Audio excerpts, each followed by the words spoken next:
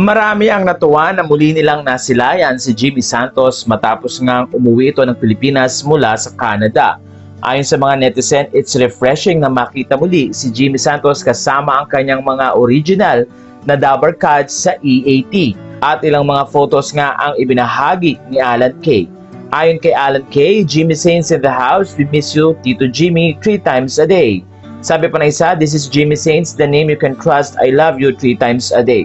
Ayon sa mga netizens, sana daw ay magkaroon muli ng pagkakataon na makapagtrabaho or maging host dito ng EAT para halos kumpleto na ang kanilang Dabber Cats. Natutuwa naman ang mga fans dahil patuloy na sinusuportahan ng mga tao ang show na ito. Matatanda ang nagstay na ng Canada si Jimmy Santos at doon nga ay nananatili siya kasama ang kanyang pamilya. Meron din siyang YouTube channel na kung saan ay pinapakita niya ang kanyang buhay doon. Isa sa mga highlights na kung saan nga ay nag-trending na post si Jimmy Santos ay ang pangongolekta niya ng ilang mga recyclable materials at ito nga ay binebenta niya para magkaroon ng pera.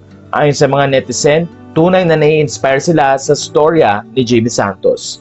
Nag-comment din si Bea Binene at tinawag na Tito Jimmy.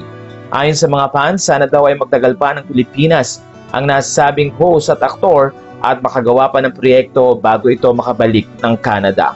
Umaasa ang mga fans na patuloy nilang makikita si Jimmy Santos sa mga susunod pang araw at muling makapagpasaya sa mga tao dito sa Pilipinas. Ilang mga netizen din ang natouch nang mag-post si Maine Mendoza kasama ang dating host ng Itbulaga na si Ruby Rodriguez. Matatanda ang nagpunta ng Amerika si Maine kasama ang asawang si Arjo at doon nga ay nakapag-banding sila ni Ruby Rodriguez at nagpasalamat din ito.